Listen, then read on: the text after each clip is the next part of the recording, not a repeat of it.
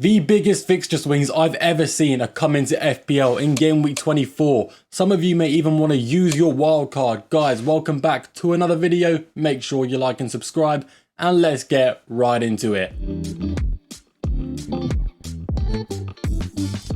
Now, the fixture difficulty rating is where it's at. It's what everybody's eyes are on. I know some people don't value fixtures that much, but they are so important in FPL. In game week 24, teams like Chelsea, Man United, Bournemouth and Villa come on to really good fixture runs, especially Chelsea. I mean, that 4-game run, I've said it before, it is immense. And they're just off the back of a 3-1 win away to Palace, which is not easy. So they could be a great team to target. Man United looking also decent, you know, a few easy fixtures in a row. Then they gradually get harder, whereas Aston Villa and Bournemouth look good, more medium to long term. There's not a bad fixture for a long while. I've heard a lot of people mention about a wildcard, and normally I don't believe in using wildcard 2 until the chip strategy time, you know, around late game week 30s, even early game week 30s. I personally like to save it, but game week 24, honestly, if you have your wildcard and you still want to use it, I would not be against that idea. I personally am not going to use it because I have 5 free transfers, thankfully.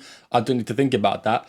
But a wildcard in game week 24 is honestly not a half bad idea because it could get you such big upside. There's a lot of players who have been good, getting injured, coming onto bad form. A lot of players who a lot of you won't have coming onto good form with really good fixtures. Even Wolves, for God's sake, are coming onto good form. It's unreal. I never thought I'd see the day, but they look like they're not going to break the record for least points in a Premier League season, which is kind of boring, but you never know. They could make a fun charge to try and get out of relegation because they're looking not just fairly strong, they're looking very strong is excessive. Okay, let's stick with fairly strong.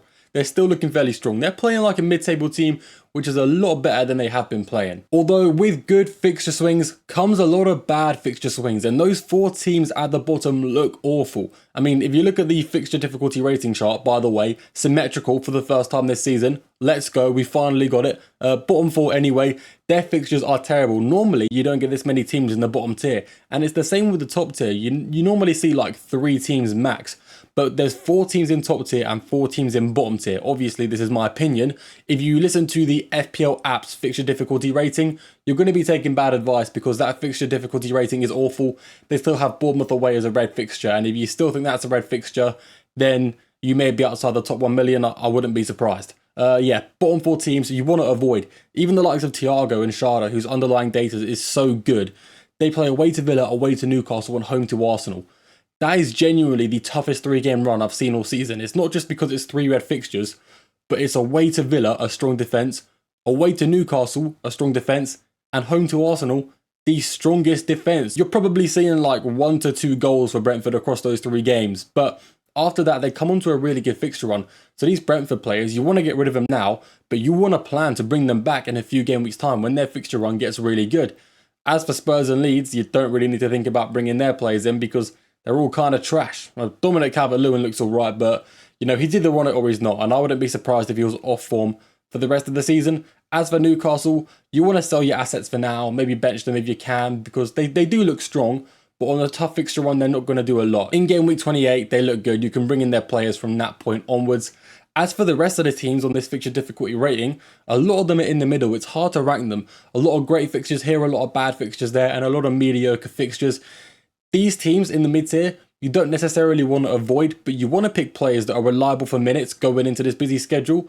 Players from good teams like Arsenal, Man City, Liverpool, just to name a few, for example, they're going to have busy schedules. When you pick players from those teams, the number one thing you want to think of, along with underlying data, is how reliable they are for minutes in the busy schedules. Like Bukayo Saka at 10 million, and guy who's going to get benched for a double game week. Same for Ekitike, same for maybe Semenyo or Foden. You want to be avoiding these players, no matter how good they might look. Well, Foden doesn't look good, but no matter how good they might look, they're going to get benched a lot. So be careful when picking players from these teams. It is very easy to pick them because they're all really good, but make sure you're picking players that are always reliable for minutes, especially if you're hitting that wildcard button. Looking at defenders to buy now, Dorgu comes in off the back of getting returns home to Man City and away to Arsenal. This man looks unstoppable. Good fixture run, and he started the last 2 games. So why is he not a 10 out of 10 at the top? Well, I could ask myself the same question, but at the end of the day, I don't know. I just have a hunch he's not going to be starting regularly. That's it. Like, he looks great. Manchester United have played some great counter-attacking football against Man City and Arsenal these last couple game weeks, and he's used Dorgu on that left wing to really get the better of those two teams. But playing home to Fulham, you can't play counter-attacking football. I mean, you can try, but it's not going to end well. So is Dorgu going to have the same impact as he has these last two games? I mean, it sounds weird to say that Dorgu's going to do better away to Arsenal than home to Fulham, but I believe he might. And fair enough, if he starts, you've got clean sheet potential home to Fulham, but there's every chance that Cunha could come in for him in this game week. Right? Dorgu could play left back, but he's not as solid as Luke Shaw at left back. So while Dorgu looks great, and if he starts, he's going to be amazing, probably an easy 10 out of 10. I don't think he starts every game going forward, which is just a hunch at the end of the day. I don't know that for sure. I just don't think he's going to start every game. That's why he's at the bottom, but still a really strong player to buy. Someone I'm probably going to buy, because even if he does get benched now and then, he's only 4.3 million. Daniel Munoz is coming back. He's in 4th place, and while the Crystal Palace defence is 19th in the league above only Burnley, I still back him, okay? His underlying data going forward historically has been amazing for Crystal Palace playing at right wing back. And even though their club is in absolute turmoil right now with really bad form and Mateta trying to force out a transfer, Munoz and Zaha have both come back into the team, two crucial first team players. Will that change a lot? Possibly. I don't know for sure, but it will have a positive impact. That's what I know. And to pair with that, you know, a few good players returning, home to Burnley and home to Wolves consecutively in game week 26 and game week 27 is the most insane 2-game run I think I've ever seen. Away to Forest and away to Brighton leading up to it isn't too bad either. You're looking at 3 bad attacks in Forest, Burnley and Wolves, and even Brighton aren't that great. Then we have double Arsenal defence, normally topping this list. Just off the back of conceding 3 goals, I still rate these guys very highly despite their fixture run not looking amazing.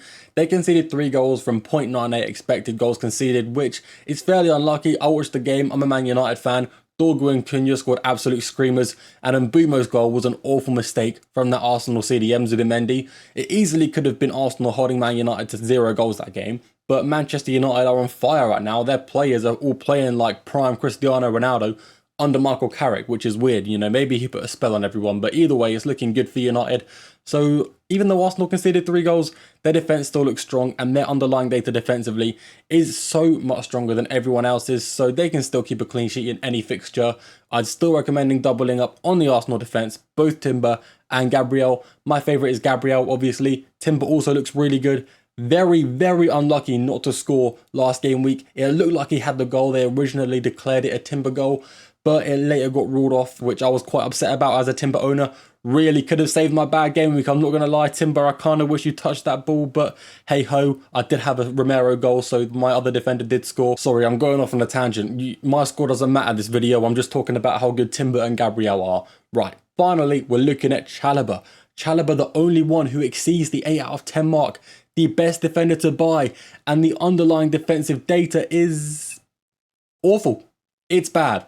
Chelsea don't look strong defensively, and they didn't under Maresca. But under their new manager, I'm not going to try and pronounce his name. I didn't Google how to pronounce it, so I'm not going to.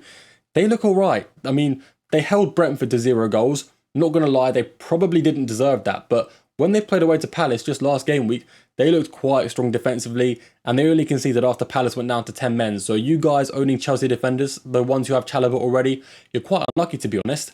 But going for these next 4 games, I do see around 2 to 3 clean sheets for Chelsea. There is obviously a chance they get 4. There's a chance they get 0. We don't know. Chalobah is also really good for DEFCONs, and earlier in the season, he had a lot of goal threat. So Chalobah is easily the best defender to buy. I'm going to be buying him. Absolute no-brainer. But be prepared to sell him in 5 game weeks time, because after these 4 games that are really easy, the Chelsea games get really hard. Going on to midfielders to buy now, we start with Enzo. Now, there's a lot of Chelsea players I was considering for this spot. Neto, Enzo and Palmer, and some of you think Enzo should be higher rated than a 7 out of 10, but he's not, and I'm going to tell you why. Well, he could be higher than a 7. If Palmer's injured for a long period of time, and Enzo's playing as that number 10, the attacking mid with penalties, he's an easy 10 out of 10 transfer, but I don't think Palmer's injury is that long term. And with Palmer back, Enzo is playing as a CDM, okay? And while that's not the end of the world, when you play these easy fixtures like home to West Ham and home to Burnley, for example, the difference between playing teams like that and away to Arsenal is you get more open play expected goals. To think a CDM is going to be a part of that open play expected goals is naive and it's kind of foolish. So to think Enzo is going to benefit from these easy fixtures, you know, if Palmer's back, may be a mistake. But it'd also be stupid to think he's not going to be involved at all. It's a really weird situation. But let's say Palmer's out for the next few weeks, Enzo does become the best value FPL asset in the game until Palmer's back. Either way, Enzo is a safe option to go for. I personally won't go there until I hear more on the Palmer injury. Because if Palmer isn't injured, then Enzo probably goes down to a 5 out of 10.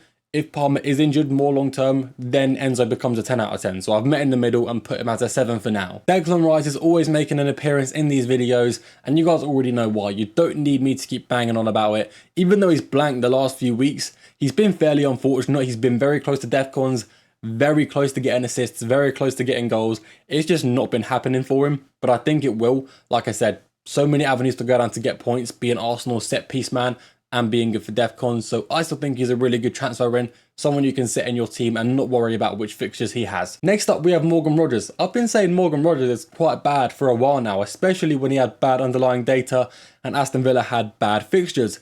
Now, Aston Villa have good fixtures and Rogers' underlying data isn't bad, but it's still not amazing. It's just good. 0.41 expected goal involvements per 90 is definitely good for a player of his price.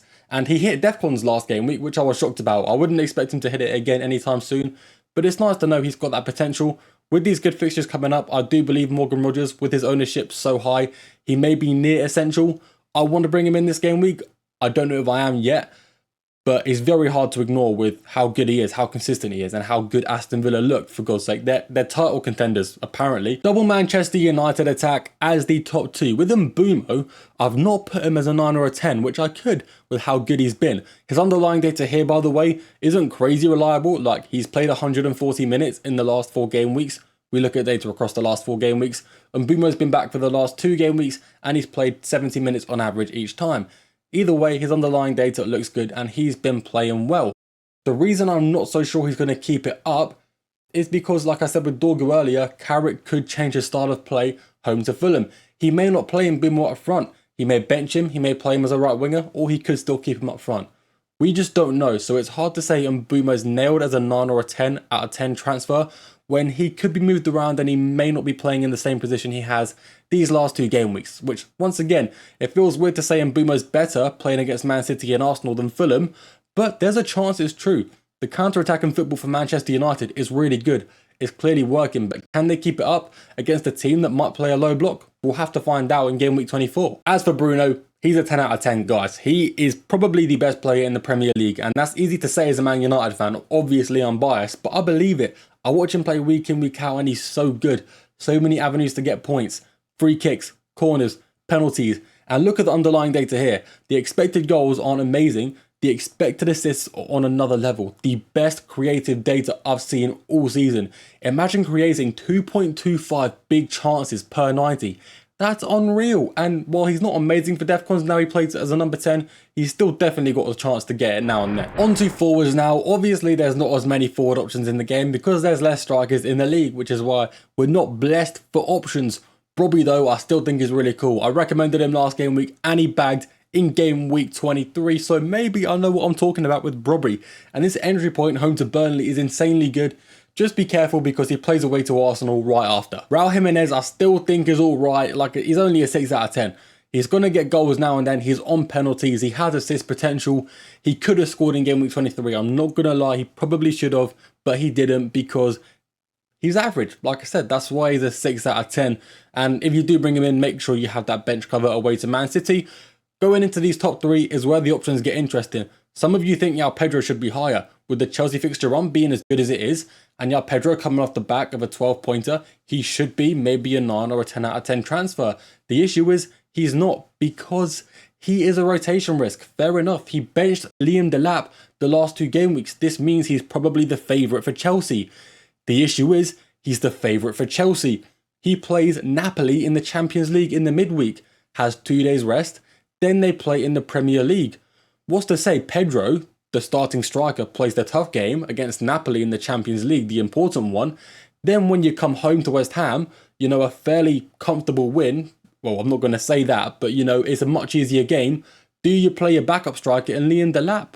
Probably. I don't know this for sure though. I'm not the Chelsea manager. Maybe he's not big on rotation. I don't know him. Next up, we have Evan Nilsson. Now, I recommended him for game week 23 and he scored in game week 23. This entry point away to Wolves is definitely easier than the Liverpool game, but the Wolves defense actually looks all right these days. So I'm not going to say it's an easy game, but it is a game Bournemouth should score in. And like I said earlier in the video, Bournemouth fixture run long term looks really strong, and Evan Nilsson's underlying data is the best out of any striker on this list.